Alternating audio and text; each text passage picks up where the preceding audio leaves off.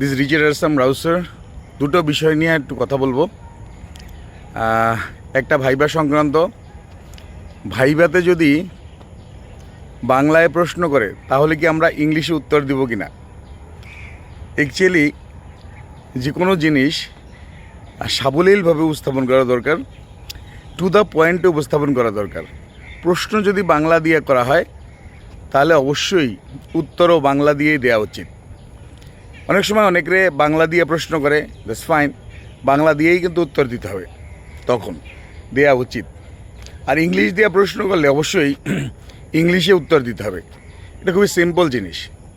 আর একটা ব্যাপার হচ্ছে যে বাংলা সাবজেক্টের নাম কিভাবে লিখব, বাংলা দিয়ে নাকি ইংরেজি দিয়ে।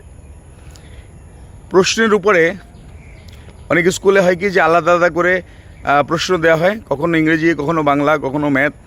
তো যদি প্রশ্নের উপরে লেখা থাকে NAME নেম, তার মানে এটা ইংরেজি দিয়ে চাচ্ছে। ফাদার্স নেম, তাহলে অবশ্যই এটা ইংরেজিতে লিখতে হবে।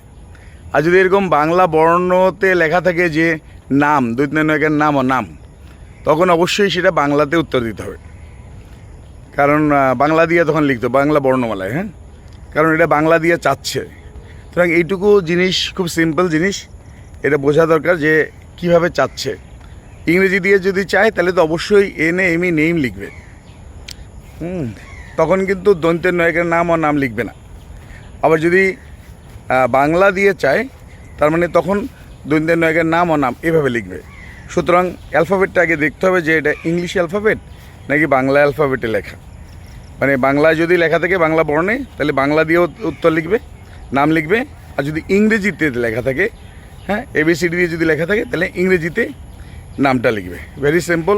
এই বিষয়গুলো খেয়াল রাখার দরকার। এগুলো একটা ভর্তি পরীক্ষার একটা important part. Thank you, take care.